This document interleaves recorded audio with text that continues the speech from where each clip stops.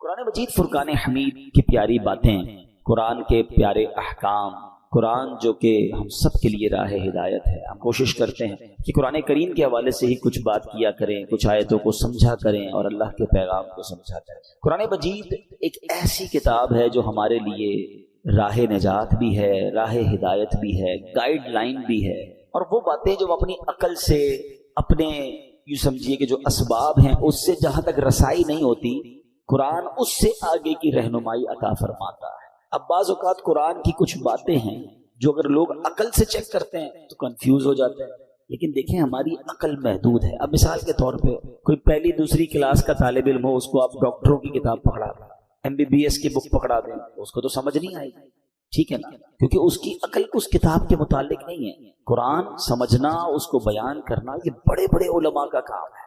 تو ہمیں قرآن پاک جب بھی پڑھنا ہے، اس کا ترجمہ اور اس کی تفسیر عاشقان رسول جو علماء ہیں ان کی تفسیر اور بڑے بڑے ائمہ کے اقوال سے سمجھنا ہوگا۔ عقل کے گھوڑے دوڑاتے ہیں اور قرآن کو موجودہ معاملات سے جب کمپیئر کرنے جاتے ہیں تو کچھ لوگ ٹھوکر کھا جاتے ہیں۔ جیسے مثنوی شریف میں ایک بار ایک فلسفی کہیں سے گزر رہا تھا، اس کے کانوں میں قرآن کی تلاوت کی آواز آئی اور اس نے سورہ ملک کی تلاوت سنی، اور سورہ ملک کی جب آخری آیت اس نے سنی، ہم نے کئی بار سنی ہوگی، قُلْ أَرَأَيْتُمْ إِنْ أَصْبَحَ مَاؤُكُمْ غَوْرًا فَمَنْ يَأْتِيكُمْ بِمَاءٍ مَّعِينٍ، کئی بار یہ آیت سنی۔ ترجمہ کیا ہے اس کا؟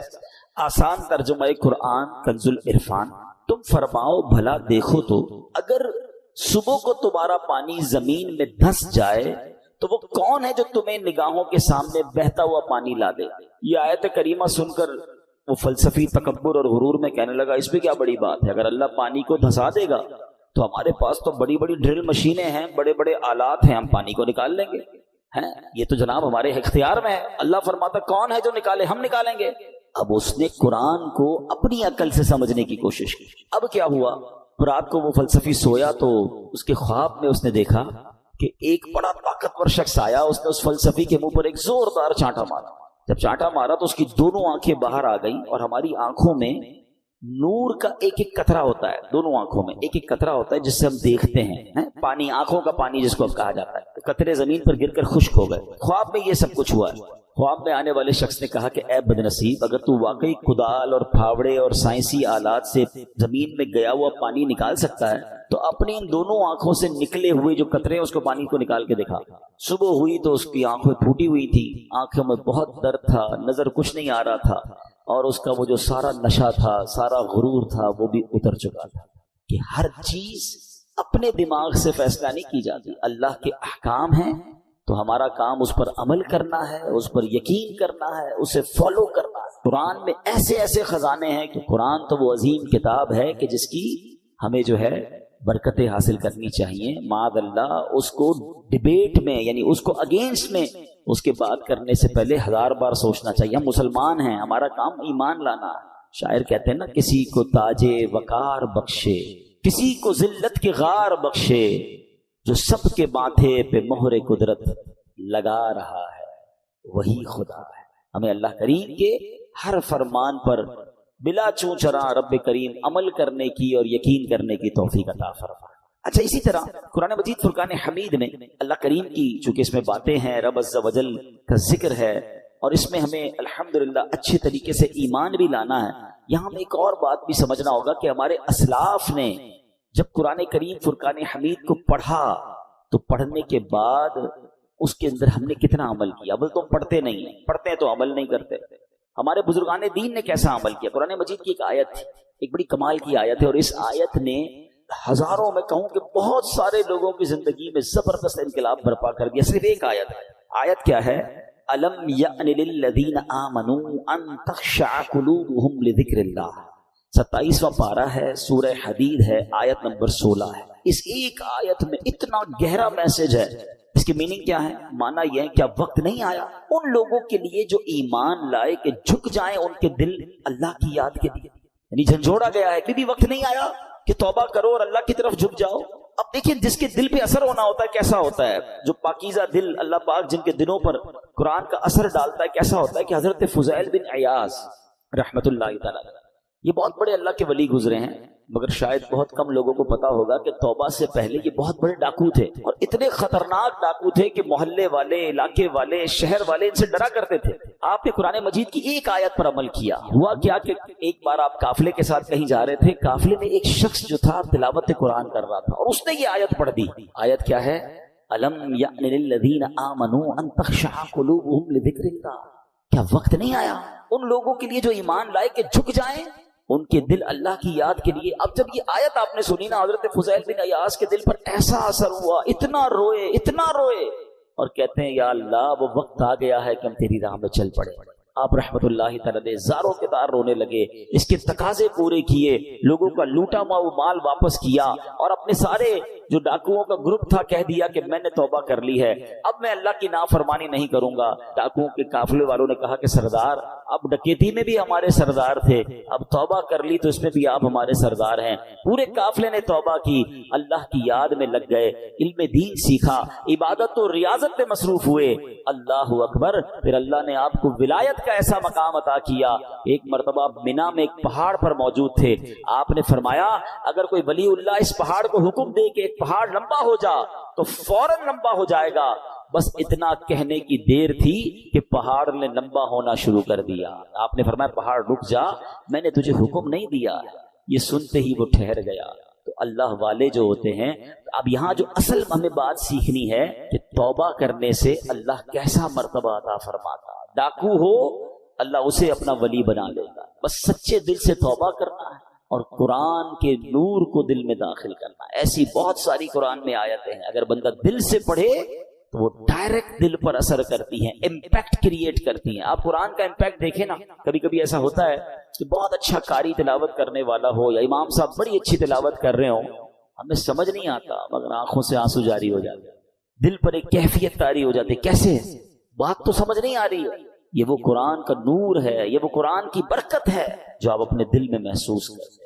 اللہ کرے کہ میں اور آپ سمجھ کر قرآن پڑھنے والے بنیں اور قرآن کی برکتیں حاصل کریں۔ صحابہ کرام کس طرح عمل کرتے تھے؟ قرآن کی آیت پڑھتے تھے اور نیکی پر عمل کر لیتے تھے۔ بخاری شریف کی ایک حدیث ہے، حضرت ابو طلحہ انصاری رضی اللہ تعالیٰ بڑے مالدار صحابی تھے، انہیں اپنے مال میں بے روحا، یہ بڑا پیارا ایک آپ کا کنواں تھا، باغ بھی تھا، وہ باغ بڑا پسند تھا، تو بے روحا نامی باغ انہیں بڑا پسند تھا۔ تو قرآن کی آیت نازل ہوئی، لن تنالوا البر حتى تنفقوا مما تحبون، یہ چوتھے پارے کی پہلی آیت ہے۔ اب دیکھیں اس ایک آیت میں میسج کتنا ہے، 6600 سے زیادہ آیتوں میں کیا کیا خزانے ہوں گے۔ میں نے آپ کو ابھی ایک آیت سنائی جس نے حضرت فضیل بن عیاض کو بدل دیا، ابھی ایک آیت سنائیے چوتھے پارے کی پہلی آیت۔ ترجمہ کیا ہے اس کا؟ تم ہرگز بھلائی کو نہیں پا سکو گے جب تک راہ خدا میں اپنی پیاری چیز خرچ نہ کرو۔ کیا شاندار میسج ہے، اگر بھلائی چاہیے تو اللہ کی راہ میں بیسٹ خرچ کرنا ہے، گھٹیا نہیں۔ اچھا انہوں نے پڑھی یہ آیت، ابھی نازل ہوئی، ابھی پڑھی، فوراً نبی پاک کی بارگاہ میں حاضر ہوئے، کہتے ہیں حضور بے روحا جو ہے نا باغ مجھے بڑا پسند ہے، اللہ نے فرمایا ہے بھلائی جب ملے گی جب بہترین چیز خرچ کرو گے، حضور میں اپنا یہ پورا باغ ہی راہ خدا میں خرچ کرتا ہوں، صدقہ کرتا ہوں۔ ادھر آیت پڑھی ادھر عمل شروع۔ ہم نہ جانے کتنے بیان سنتے ہیں، کتنی آیتیں پڑھتے ہیں، کتنا قرآن پڑھتے ہیں، عمل کدھر ہے؟ تو یہ وہ لوگ تھے جو قرآن پڑھتے تھے اور فوراً اس پر عمل کرنا شروع کرتے تھے، اور پھر اللہ نے ان کو کیسا مرتبہ عطا فرمایا۔ اے میرے پیارے اسلامی بھائیوں، قرآن سے محبت کیجیے، قرآن سے دوستی کیجیے۔ حدیث پاک میں آتا ہے جس کا مضمون ہے وہ دل ویران ہے جس میں کچھ قرآن نہیں ہے۔ ہم چیک کریں ہمارے سینوں میں کتنا قرآن ہے۔ میں آج آپ کو ایک ایسی روایت سنانے جا رہا ہوں، جب بھی پڑھتے ہیں نا یا اس کو سنتے ہیں کہتے ہیں نا وہ رونگٹے کھڑے ہو جاتے ہیں۔ یہ تورات شریف میں روایت ہے کہ اللہ پاک ارشاد فرماتا ہے، اے میرے بندے کیا تجھے مجھ سے حیا نہیں آتا کہ تو راستے میں چل رہا ہوتا ہے، تیرے پاس اپنے کسی بھائی کا خط آتا ہے تو تو راستے سے ہٹ جاتا ہے، بیٹھ کر اس کے ایک ایک حرف کو غور سے پڑھتا، یہاں تک کہ اس کا کوئی لفظ نہیں چھوڑتا، جبکہ میری کتاب میں نے تیری طرف نازل کی۔ دیکھ اس میں تیرے لیے کتنی تفصیل ہے، میں نے کتنی بار تجھے سمجھایا تاکہ تو اس پہ غور کرے، پھر بھی تو اس سے منہ پھیرتا ہے۔ کیا میرا مرتبہ تیرے نزدیک تیرے بھائیوں سے بھی کم ہے؟ اب آج کے دور میں ذرا سمجھیے گا، کہیں جائے بلکہ نماز پڑھ رہے ہو، ابھی مسجد میں ہمارے موبائل پر میسج آیا، میسج آنے کی ٹیون آیا، بیل بجے، واٹس ایپ آیا ہے، پتہ چل گیا ہے، اب دل میں خیال آنا شروع ہوگا پتہ نہیں کس کا ہوگا، کیا لکھا ہوگا، کیا پیغام ہوگا، جلدی سے موبائل نکالو چیک کرو، مس نہ ہو جائے۔ کال آئی ہے فوراً دیکھیں گے کس کی آئی ہے. غور کیجئے اللہ فرما رہا ہے کتنی حقیقت بات ہے کہ ہم مسجد میں، نماز میں، سفر میں، ٹریول میں میسج آئے چھوڑتے نہیں. یہی تو بات تورات میں فرمائی نا کہ تیرے بھائی کا تیرے پاس خط آیا، پیغام آیا، تو اس راستے سے رک جاتا ہے، ایک ایک حرف بغور پڑتا ہے. اور میں نے جو تجھ پر کتاب نازل کی تیرے پاس اس کے لیے ٹائم نہیں. کتنی ہدایت کی باتیں ہیں، کتنا تجھے اس میں سمجھایا ہے، کتنا تجھے بتایا ہے. پھر اگلا جملہ جو آخری جملہ ہے نا وہ ہلا دیتا ہے. رب فرماتا ہے کہ میرا مرتبہ تیرے نزدیک تیرے بھائیوں سے بھی کم ہے، ہماری فیملی سے بھی کم ہمارے پاس اللہ کا مرتبہ ہو گیا. معاذ اللہ، فیملی کا میسج مس نہیں کرتے، باس کا میسج مس نہیں کرتے، دوستوں کا میسج مس نہیں کرتے، رات کو آدھی رات کو اٹھ کر بھی موبائل چیک کرتے ہیں. قرآن بھی تو میسج ہے نا، اور اللہ کا میسج ہے، راہ نجات ہے، راہ ہدایت ہے، کتنے خزانے ہیں ہمارے لیے. اچھا میں اور آپ واٹس ایپ پڑھیں، ہر واٹس ایپ پڑھنے کا تو ثواب نہیں نا. قرآن جتنا پڑھے ثواب ہے، ہر لفظ پر ثواب ہے. اور برکتیں کیسی ہیں، اللہ اکبر اللہ اکبر. ایک صحابی ہیں حضرت ثابت بن قیس، ان کا گھر جو ہے رات کے وقت ان کا گھر ایسے چمکتا تھا جیسے روشن چراغ چمکتا. اس زمانے میں تو بجلی کا انتظام نہیں تھا، تو لوگوں نے نبی پاک سے تذکرہ کیا کہ حضور ثابت بن قیس کا گھر پورے محلے میں چمکتا رہتا ہے چراغ کی طرح. تو نبی پاک نے پتہ کیا فرمایا، ثابت بن قیس ضرور رات کو سورہ بقرہ کی تلاوت کرتے ہوں. صحابہ نے آ کے پوچھا کیا ایسا ہی ہے؟ کہتے ہاں میں روز رات کو سورہ بقرہ کی تلاوت کرتا ہوں. یعنی اب غور کریں کہ قرآن پڑھنے پر ثواب، برکتوں کا نزول، فرشتوں کا نزول، ہدایت الگ مل رہی ہے، گائیڈنس الگ مل رہی ہے. But we have no time to read Quran and have no time to understand Quran. لیکن جو میسیجز آ رہے ہیں، جو ای میلز آ رہی ہیں، جو واٹس ایپ آ رہے ہیں، سب پڑھ رہے ہیں، سب دیکھ رہے ہیں، مس نہ ہو جائے. کتنی بڑی بات ہے کہ اللہ کے پیغام کے لیے وقت نہیں ہے. ہم مسلمان ہیں، ہم کیا یہ جواب دے سکیں گے قیامت کے دن کہ اللہ بڑا بیزی تھا، ٹائم نہیں تھا، بیزی لائف تھی، فیملی لائف تھی؟ نہیں میرے پیارے ساتھ، اس کو محسوس کیجیے. اب میں ایک اور لاجک کے ذریعے سمجھاتا ہوں، پھر میں قرآن کی اس آیت کی طرف آؤں گا جو آج میرا ٹاپک ہے. اللہ کرے کہ قرآن سے محبت کسی طرح بڑھ جائے اور روز قرآن پڑھنے والے بنے. آپ میں سے بہت سارے مجھے ایسے چہرے نظر آ رہے ہیں کہ جو بزنس مین بھی ہیں، اپنے اپنے کاروبار میں باس کی حیثیت رکھتے ہیں، یا مینیجر ہیں، یا HOD ہیں. ہم کیا کرتے ہیں نارملی رات کو سونے سے پہلے ہم اپنے مینیجر کو، اپنے امپلائی کو کچھ میسیجز کرتے ہیں کہ بیٹا صبح اٹھ کے یہ کام کر لینا، یہاں سے چیک اٹھا لینا، فلاں فائل وہاں دے دینا، بینک میں یہ پیسے ڈلوا دینا. 5 7 8 کام دے کے آپ فری ہو گئے. آپ کو پتا ہے اب جب میں اٹھ کر کھانا وانا کھا کے بریک فاسٹ کر کے آفس پہنچوں گا، یہ سارے کام ہو گئے ہوں گے کیونکہ اس کی ڈیوٹی یہی ہے. اب ایک دن آپ صبح اٹھے اور آپ نے فون کیا کہ میں نے آپ کو کام دیے تھے وہ سارے ہو گئے. وہ کہے کہ سر وہ آپ کا میسج نہیں سن سکا، مجھے بتائیں آپ کا کیا ریپلائی ہوگا. اور اگر بڑے اہم کام، بڑے امپورٹنٹ کام آپ نے دیے ہوں اور وہ آپ کو یہ جواب دے دے کہ ٹائم گزر گیا بینک کا، وہ جو فیس جمع کروانے کا ٹائم تھا وہ ختم ہو گیا ہے، آج چالان جمع کرانے کی آخری ڈیٹ تھی وہ ختم ہو گئی، اور بندہ آپ کو جواب یہ دے میں نے سنا ہی نہیں آپ کا پیغام، بتائیں آپ کا کیا جواب ہوگا؟ آپ کتنا ناراض ہوں گے کہ تمہاری ڈیوٹی تھی، تمہاری تو جاب ہی یہی تھی کہ میرا میسج سنتے. تمہیں پتہ ہے کتنا نقصان ہو گیا، کتنا شاؤٹ کریں گے آپ، کتنا ناراض ہوں گے. آپ کا کوئی میسج نہ سنے آپ کو برا لگتا ہے. مجھے 40 سال ہو گئے، کسی کو 50 سال ہو گئے، کسی کو 30 سال ہو گئے اس دنیا میں آئے ہوئے، سب کے گھر میں قرآن ہے، سب کے گھر میں اللہ کا میسج آیا ہوا ہے. کیا آپ نے پڑھ لیا ہے؟ آپ نے سن لیا ہے؟ آپ نے سمجھ لیا ہے؟ سوچیں اللہ کی بارگاہ میں اگر اللہ ناراض ہو گیا تو ہم کدھر جائیں؟ نہ کریں ایسا. یا تو ایسا ہوتا نا کسی بھی چیز کا ٹائم نہیں ہے، سب چیزوں کا ٹائم ہے. سوشل میڈیا کا ٹائم ہے، فیملی کے لیے ٹائم ہے، کھانے پینے کا ٹائم ہے، نوکری کا ٹائم ہے، گھومنے پھرنے کا ٹائم ہے، دوستوں میں جانے کا ٹائم ہے. اب تو جم ٹائم نیا آ گیا ہے جناب، جم ٹائم ہے، واکنگ ٹائم ہے، سب ٹائم ہے آپ کے پاس. افسوس یہ ہے کہ قرآن ٹائم ہے. قرآن سے دوری اچھی نہیں ہے. آپ کو پتہ ہے جب میں اور آپ قبر میں جائیں گے نا، سارے سافٹ ویئر آف لائن ہو جائیں گے. جتنے سافٹ ویئر ہم کھولتے ہیں نا، قرآن قبر میں بھی آن لائن ہوگا. حدیث پاک میں آتا ہے سورہ ملک جو روزانہ رات کو تلاوت کر لے، یہ 30 آیتوں والی سورت وہ ہے جو قبر میں آ کر عذاب سے بچائے گی. اس کا بھی ٹائم 6-7 منٹ لگتے ہیں سورہ ملک پڑھنے میں، لیکن اس کا بھی ٹائم ہے. اچھا اگر میں قرآن نہیں پڑھ رہا، اب آپ اس کا امپیکٹ سوچئے گا. اگر ہم قرآن سے دور ہو گئے تو ہمارے بچوں کا کیا حال ہوگا؟ آہستہ آہستہ یہ نسلیں تو دور ہوتی چلی جائیں گی نا. اگر میرے بچے قرآن پڑھنے والے نہیں ہوں گے تو اینڈ آف دا ڈے مجھے ایصال ثواب کیا کریں گے؟ کیا سوشل میڈیا کھول کر ایصال ثواب کریں گے، یا قرآن پڑھ کر میری قبر پر آ کر فاتحہ پڑھیں گے ایصال ثواب کریں گے؟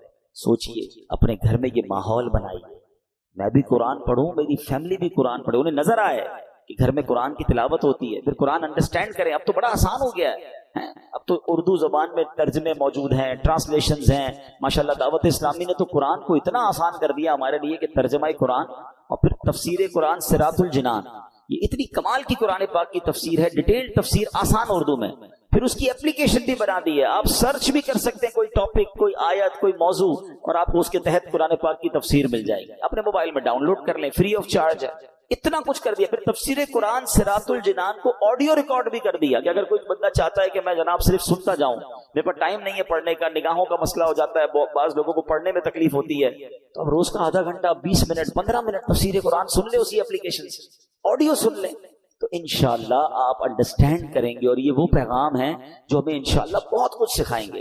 تو آج میں قرآن پاک کی ایک ایسی آیت، الحمدللہ ہم یہ بھی کوشش کرتے ہیں کہ جس میں ہم قرآن پاک کی ان آیتوں کا ذکر کریں کہ جس میں اللہ نے براہ راست مومنوں سے بات کی ہے، اے ایمان والو کہہ کر، او یو بلیورز، یا ایھا الذین آمنو۔ یاد رکھیے گا ویسے تو مور دین 6000 آیات ہیں قرآن میں، مگر 89 آیتیں وہ ہیں جس میں ڈائریکٹلی مجھ سے اور آپ سے اللہ نے بات کی ہے۔ پیارے بھائیوں کم از کم وہ 89 آیتیں تو پڑھ لیں کہ اللہ نے مجھے کہا کیا ہے، حکم کیا دیا ہے، آرڈر کیا دیا ہے۔ انہی میں سے ایک آیت آج میں تلاوت کر رہا ہوں، یہ پارہ نمبر 4 ہے، سورہ آل عمران ہے، اور آیت نمبر 200۔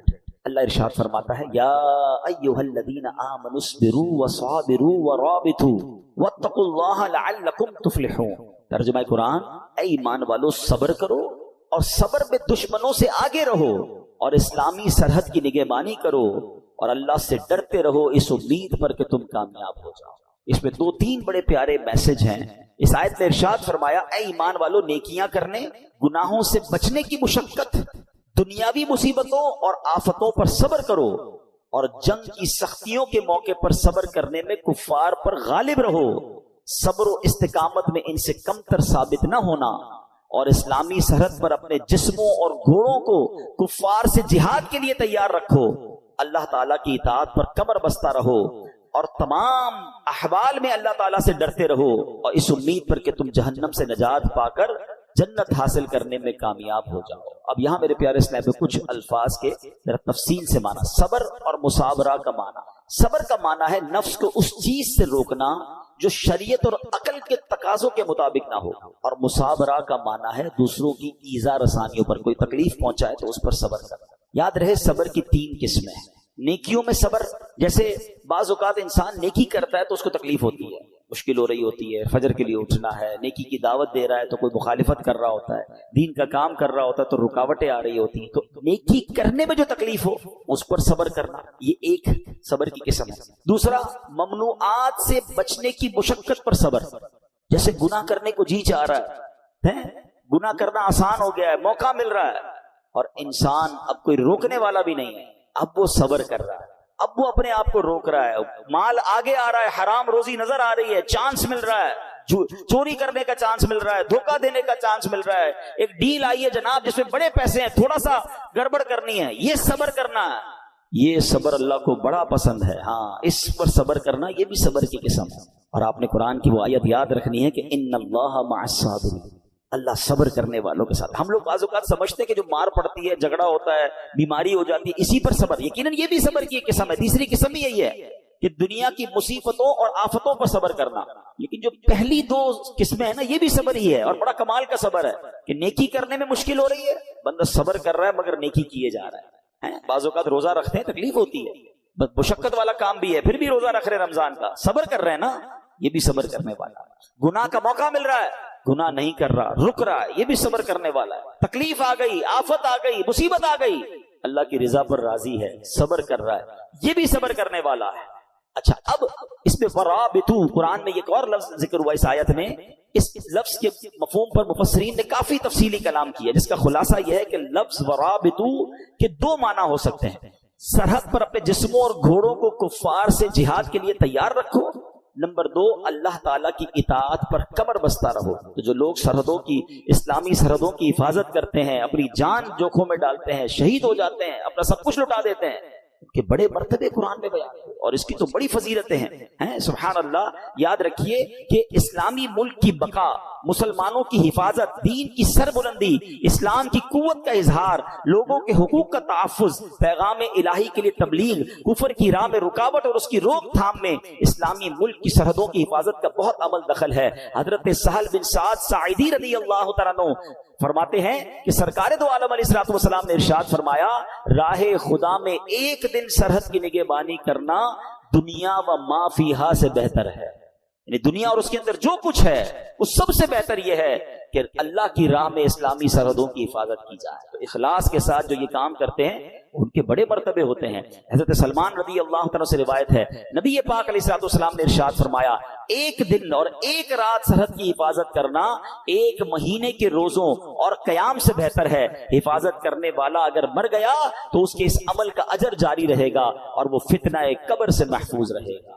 تو یہ نصیب والوں کا حصہ ہوتا ہے. ٹھیک ہے، اب ہم نے دو باتیں اس آیت سے سیکھی کہ ایک صبر کرنا ہے، مصیبت آئے تو صبر کرنا ہے. نیکیاں مشکل لگ رہی ہیں پھر بھی نیکیاں کرنی ہے، فرض پورا کرنا ہے، صبر کرنا ہے.